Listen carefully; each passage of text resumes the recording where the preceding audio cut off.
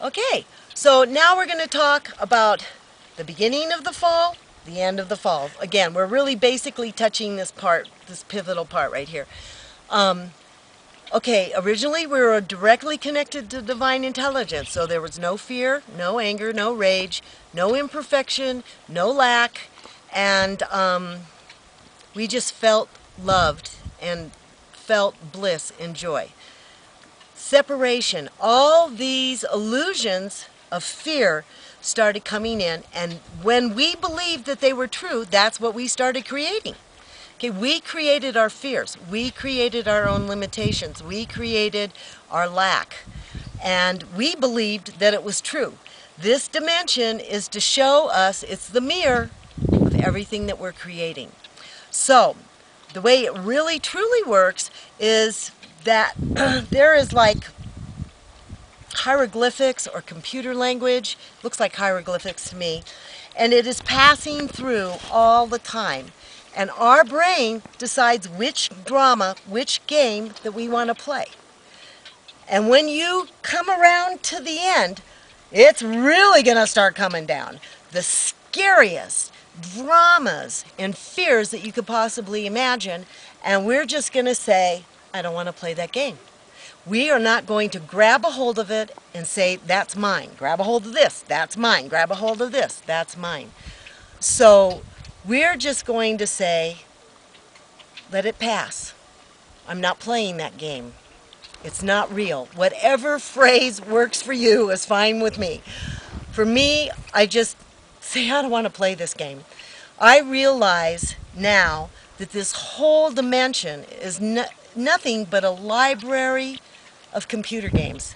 And we went to the library, picked out games we wanted to play before we came into this dimension, and we're playing them. And so when we win, it's not that we make it to level 10. When we win is when we stop playing the games. So we can't get to level 10 until we have succeeded in level 1, succeeded in level 2. We have to earn our way up, just like all the computer games. So there are a lot of us that could have played a Jesus game, a lot of us that could have played a Mary Magdalene game, a lot of us that could have played a Merlin game. It doesn't matter because they're games that we finally reached the level that we could go play. They weren't angry caveman games. We finally worked our way up to Bliss games. That's where hopefully a lot of us are right now, is playing the Bliss game. So, cut. Jesse, is that camera on me? Okay, so whenever we see this terrifying thing, and boy, on the medicine wheel, that's where I came in, was on fear. Huge! And I played it well. In fact, I win on that one. Everything scared me because I came from such a violent home. And I started walking the path, perceiving life from every aspect of fear and you're not good enough that there is. I think I have played all those games. Now, when it comes to me, I just go, I'm not going to play that game. I'm not going to let it touch me. But if I focus on it and I feel it, here we go again, boom, I am now attached to that game. So now I just go, I'm not playing that game. And in my mind, if not in my hand, I'm not playing that. And I just turn away. And so the game just goes by. But I've noticed that another game comes and I just, and you know what? I'm getting a lot happier and a lot less fearful because I'm not playing all these dramas. So here we go. We got separated and all these dramas showed up. We went to the library. I think we took way too many games to play. And then we're coming back around and we're going, I think I'm going to put that game away, and we're no longer playing these horrific, terrifying, mutilating Freddy Krueger. I think I grew up with Freddy Krueger. We're not playing those games anymore. Because you know what? It's really very self-destructive. I think I'm just going to play happy games. So when things come by me that aren't happy and they're totally filled with drama, I just go, I'm not playing that game. And this is exactly how I do it. And it just goes away. And then another one comes, and it just goes away.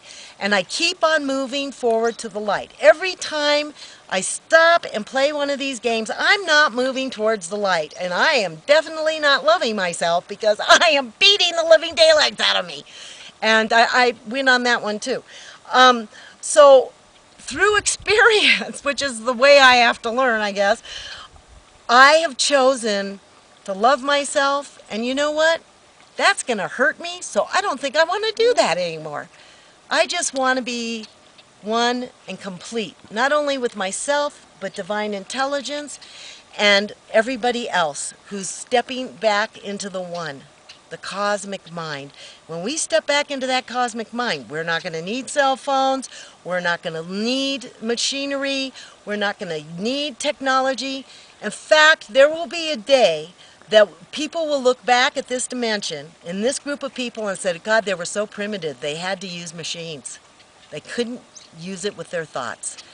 And then there's those other beings that want to keep all of us fallen, that say technology is the only way, and we control it, we own it, you work it, and you're just dirt and not valuable. But when you're part of the one, you are valuable. And even if you're not part of the one and you haven't felt it yet, guess what? You are loved. And okay, I just wanted to add this little part that I didn't connect with. I just jumped from spot to spot on that one. Was about the part with Muhammad, and we were talking about the Middle East and Iraq. And a part that I wanted to add was that the Middle East is an area where the lesson that the way we've learned it, the lesson is do unto others as you would have them do unto you. The original scripture said, you do unto others as you would wish them to do unto you. So when you're looking in that mirror, and you love yourself, of course, you want it to bounce back and be a blessing on yourself, whatever it is you're sending out. So you send out love, love comes back. You send out hate and rage, that comes back. So the Middle East is an area that is for an entire community, large group of people, to learn that lesson. So at the beginning, before the war actually started, I was absolutely petrified because I knew we were walking into that lesson area. What I didn't realize is that so many people would be saying, I don't want to do that to them. I love them. I don't even care if they hate me. I love them. I don't want to send them negative energy. We're all one. And let's just work this problem out. And the individual people were saying that. I don't think our government was saying that. But, so we have learned a lot. And I learned something, that the people really are evolving. And they're choosing not to hurt others. So, to the next time.